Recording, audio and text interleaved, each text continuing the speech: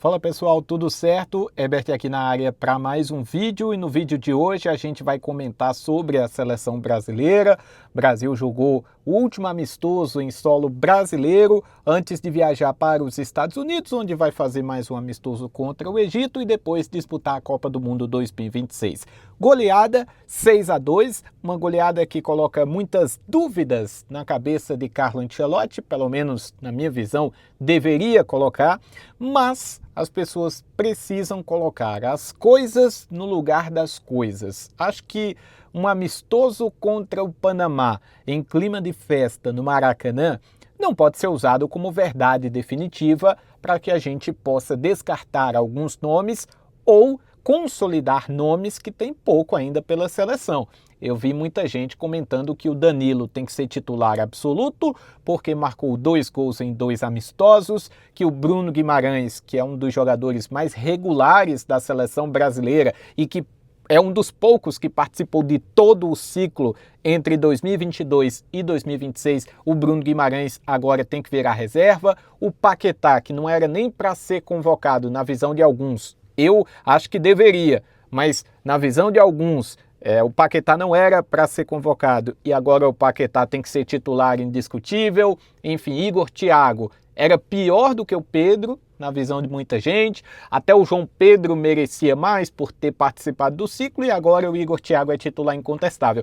O torcedor, ele é movido por questões passionais, ele é movido por questão de momento, por emoção, por sentimento, e isso é perfeitamente normal. Agora, nós jornalistas e principalmente o Carlo Ancelotti, que é quem tem poder de decisão nessa coisa toda, precisa ter uma análise mais racional.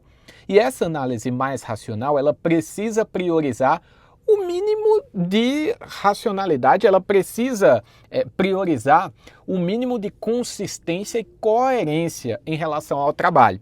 Então muita gente questionando se o Brasil vai abrir mão de jogar com 4 atacantes. Eu não acho que o Carlo Ancelotti vai trocar essa ideia de jogo que ele tem, faltando só um amistoso antes da estreia. Acho que na Copa eu tenho esse sentimento, o Brasil vai em algum momento jogar com 3 jogadores no meio campo. Acho que Paquetá e Danilo têm dado boas credenciais, mas o Ancelotti é um treinador muito experiente. Ele não vai mudar tudo porque alguns nomes não estão rendendo tanto assim. Até porque vários jogadores estão abaixo na seleção brasileira. O Vini Júnior era um dos mais criticados, jogou muito bem contra o Panamá no primeiro tempo e acabou o questionamento. Não é assim que as coisas funcionam. Falando sobre o jogo, repito, é difícil a gente ter um diagnóstico em um amistoso contra o Panamá. Em especial porque o segundo tempo, que foi a melhor parte do Brasil no jogo, o Panamá também trocou uma porrada de gente. Era o Panamá reserva, já na reta final do segundo tempo, e era um Panamá cansado. Então todos esses fatores corroboram para que a gente nem diga que o jogo foi ruim, não tem como falar que o jogo foi ruim, o Brasil goleou 6-2, mas também calma, né, gente? Não é que o Hexa vai vir porque a gente goleou o Panamá, ainda mais jogando em casa. Contra o Egito, um adversário já um pouquinho mais complicado, o Brasil ainda é bem favorito para ganhar, mas não fazendo 6, talvez ganhe com a diferença menor. E aí na Copa do Mundo são outros 500, porque os times estão mais preparados, vão jogar a Vera e logo no começo tem uma pedreira contra Marrocos.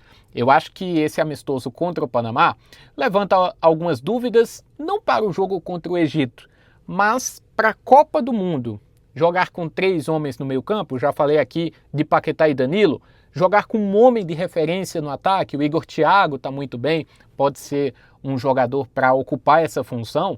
Até se o Brasil for jogar só com um homem de referência, o Igor Thiago encaixa mais como essa função do que o Endrick, que na minha visão funciona melhor com 2 jogadores jogando ali por dentro.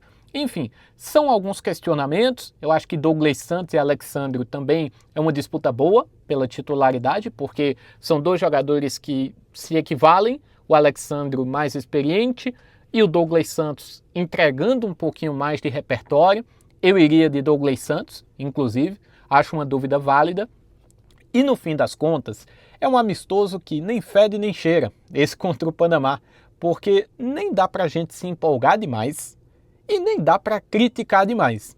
Eu acho que se tem algum ponto para a gente ressaltar é que esse amistoso levantou muitas dúvidas na cabeça de Carlo Ancelotti e ao longo da Copa do Mundo ele vai lembrar desse amistoso, lembrar do que deu certo e pode fazer algumas alterações interessantes.